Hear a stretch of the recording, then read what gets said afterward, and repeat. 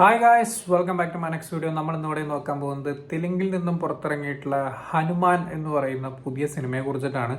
ഈ ഒരു സിനിമ ആദ്യത്തെ ദിവസം കാണാൻ പോകേണ്ടിരുന്നത് ആക്ച്വലി എനിക്ക് ട്രെയിലർ കണ്ടപ്പോൾ എനിക്ക് വലിയ വിശ്വാസം തോന്നിയില്ല. കാരണം നമ്മുടെ ശകുന്തളയുടെ പടമൊക്കെ വന്നിട്ടുണ്ടായിരുന്നു, സമന്ത നായികയുള്ളത്. ആ ഒരു പടം പോലെയൊക്കെ ആയിരിക്കും, ഫുള്ള് കച്ചറ VFX കാര്യങ്ങളൊക്കെ ആയിരിക്കും എന്നൊക്കെയാണ് ടീസറൊക്കെ കണ്ടപ്പോൾ എനിക്ക് പെട്ടെന്ന് തോന്നിയിട്ടൊക്കെ ഉണ്ടായിരുന്നത്. പക്ഷേ ഭയങ്കര അഭിപ്രായമൊക്കെ കേട്ടപ്പോൾ ഞാൻ ഒന്ന് പോയി കാണാമെന്ന് വെച്ചു. കണ്ടപ്പോൾ ആക്ച്വലി എനിക്ക് ഇഷ്ടപ്പെട്ടു പടം. കാരണം ഹിന്ദു മിത്തോളജിയിലെ ഹനുമാന്റെ ഒരു പ്രത്യേക ഒരു പോർഷൻ എടുത്തിട്ട് അവർ അതിനെ ഒരു സൂപ്പർ ഹീറോ പരിപാടിയിലേക്ക് കൺവേർട്ട് ചെയ്തിരിക്കുകയാണ്.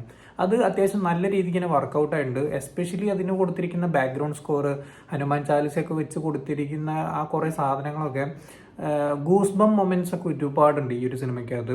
എസ്പെഷ്യലി ഫസ്റ്റ് ഹാഫിൽ, അതുപോലെ തന്നെ ക്ലൈമാക്സിൽ ഒരു ഗംഭീര ഒരു സംഭവം ഉണ്ട്. അതുപോലെ തന്നെ സമുദ്രക്കനിയെ കാണിക്കുന്ന സമയത്തുള്ള നമുക്കുണ്ടാവുന്ന ആ ഒരു പോസിറ്റീവ് എനർജി ഉണ്ടല്ലോ, അതൊക്കെ ഗംഭീരമായിട്ടുള്ള ഒരു ഫീലിങ്സ് തന്നെയായിട്ടാണ് എനിക്ക് പേഴ്സണലി തോന്നിയിട്ടുള്ളത്. അതുപോലെ തന്നെ എടുത്തു പറയേണ്ടതാണ് VFX രംഗങ്ങൾ. കാരണം ഈ ഒരു സിനിമ വന്നിരിക്കുന്നത്, വിക്കിപീഡിയയിൽ നോക്കുമ്പോൾ കാണുന്നത് 25 കോടി രൂപയ്ക്കാണ് ഈ ഒരു സിനിമ വന്നിരിക്കുന്നത്. നമുക്ക് ഇതിനു മുമ്പ് ആദിപുരുഷൊക്കെ ഇറങ്ങിയിട്ടുണ്ടായിരുന്നു.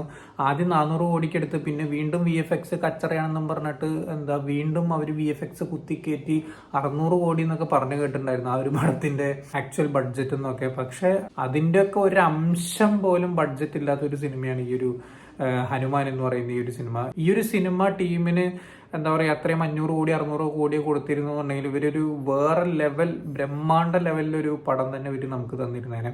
കാരണം അത്തരത്തിലുള്ള നല്ല ബേസുള്ള നല്ല സ്ക്രിപ്റ്റും കാര്യങ്ങളും എല്ലാ കാര്യങ്ങളും ഈ ഒരു സിനിമയ്ക്കുണ്ട്. പിന്നെ അതുപോലെ തന്നെ നായകന് അത്ര പരിചയമില്ലാത്തതുകൊണ്ടായിരിക്കണം ആ ഒരു ഫേസ് എന്താ പറയുക, ആദ്യമൊക്കെ കണ്ടു തുടങ്ങിയ സമയത്ത് എനിക്ക് ഈ ചങ്ങായിനെ എന്തിനാണ് നായകനായിട്ട് എടുത്തതെന്നൊക്കെ തോന്നി.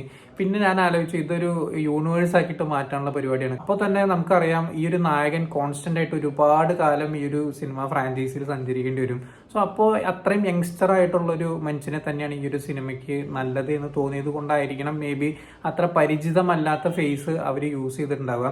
സോ പക്ഷെ നമ്മൾ ഈ സിനിമ കണ്ടു തുടങ്ങുന്ന സമയത്ത് അത് അങ്ങോട്ട് കണ്ട് നമ്മുടെ മനസ്സിലേക്ക് അങ്ങോട്ട് കയറും ആളുടെ ആ ഒരു ഫേസ്, ആളുടെ ആ ഒരു കോമഡി ടൈമിംഗ് ഒക്കെ നല്ല രസമായിട്ട് തോന്നി. അതുപോലെ തന്നെ വില്ലന്റെ ക്യാരക്ടർ അടിപൊളിയായ തന്നെ പടം പകുതി രക്ഷപ്പെട്ടു എന്നാണ് ഞാൻ എപ്പോഴും ചിന്തിക്കാറ്.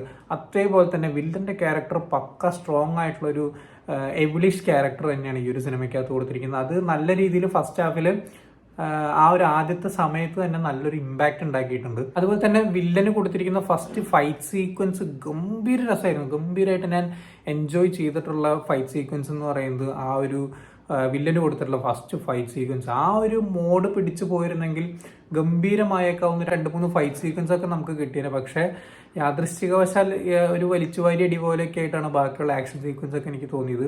പക്ഷെ വില്ലന് കൊടുത്ത ഫസ്റ്റ് ഫൈറ്റ് സീക്വൻസ് ഗംഭീരമായിരുന്നു. അതിൽ കൊടുത്തിട്ടുള്ള 3D എഫക്ട്സ് പോലത്തെ പരിപാടികളും കാര്യങ്ങളൊക്കെ രസമായിരുന്നു. അതുപോലെ തന്നെ ബാറ്റ്മാൻ യൂസ് ചെയ്യുന്ന പോലത്തെ വെപ്പൺസ് ഒക്കെ അയാൾ യൂസ് ചെയ്യുന്നത് കാണാനൊക്കെ നല്ല രസമായിരുന്നു.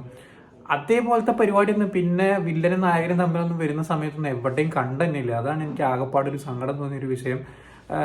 സംഭവം ശരിയാണ്, ഹനുമാന്റെ പവറൊക്കെ ഉണ്ടെങ്കിൽ വില്ലന്മാർ ആരും വന്നു കഴിഞ്ഞാലും സംഭവം ഒന്നും അല്ലെങ്കിലും വില്ലന്റെ സൈഡിൽ കാണിച്ചു വെച്ചിരിക്കുന്ന ഒരു സ്യൂട്ടിന്റെ പരിപാടിയും കാര്യങ്ങളൊക്കെ ഉണ്ട്. അതൊക്കെ വെച്ചിട്ട് തന്നെ നല്ല രീതിയിൽ ഫൈറ്റ് കൊറിയോഗ്രാഫി ചെയ്യായിരുന്നു.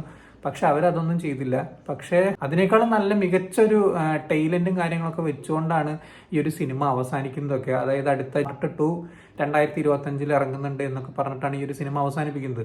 അതുപോലെ തന്നെ സമുദ്രക്കനിയുടെ റോളൊക്കെ എനിക്ക് ഭയങ്കര ഇഷ്ടമായി. കാരണം അതൊക്കെ അത്രയും അണ്ടർഗ്രൗണ്ട് വർക്ക് ചെയ്യാതെ അല്ലെങ്കിൽ പഠിക്കാതെ ഒന്നും ആ ഒരു ക്യാരക്ടറിനെ അങ്ങനെയൊന്നും പ്ലേസ് ചെയ്യാൻ തന്നെ സാധിക്കില്ല. അത് നിങ്ങൾക്ക് ആ ഒരു സിനിമ കാണുന്ന സമയത്ത് മനസ്സിലാവും ഞാനത് എന്താണ് അങ്ങനെ പറയുന്നത് എന്നുള്ളത്. പിന്നെ എനിക്ക് പറയാനുള്ളത് എന്താണെന്ന് വെച്ച് കഴിഞ്ഞാൽ, ഈ ഒരു സിനിമ ആരും കാണാതിരിക്കരുത്. കാരണം ഇതുപോലുള്ള സിനിമകളൊക്കെ നമ്മൾ പ്രൊമോട്ട് ചെയ്ത് കൊണ്ടുവന്നാലാണ് നമുക്കും എന്താ പറയുക, ഈ ഒരു മാർവൽ അല്ലെങ്കിൽ DC പോലത്തെ ഒക്കെ കിടിലൻ ഫ്രാഞ്ചൈസികൾ. ഇപ്പം നമുക്ക് ഇതിന് മുന്നേ തന്നെ കഴിഞ്ഞ കൊല്ലം കണ്ടാണ് ബ്രഹ്മാസ്ത്ര ഇറങ്ങിയിട്ടുണ്ടായിരുന്നത്. അതുപോലത്തെ ഒരു സിനിമയാണ് നമുക്ക് ഹനുമാൻ എന്ന് പറയുന്നത്. അതുകൊണ്ട് തന്നെ എന്നെ സംബന്ധിച്ച് പേഴ്സണലി ഫേവറേറ്റ് ആയിട്ടുള്ള ഒരു സിനിമ തന്നെയാണ് ഹനുമാൻ എന്ന് പറയുന്നത്. അതുപോലെ തന്നെ ബാക്ക്ഗ്രൗണ്ട് സ്കോറും കാര്യങ്ങളൊക്കെ നല്ല രസമായിട്ട് വർക്ക് ചെയ്തിട്ടുണ്ട്.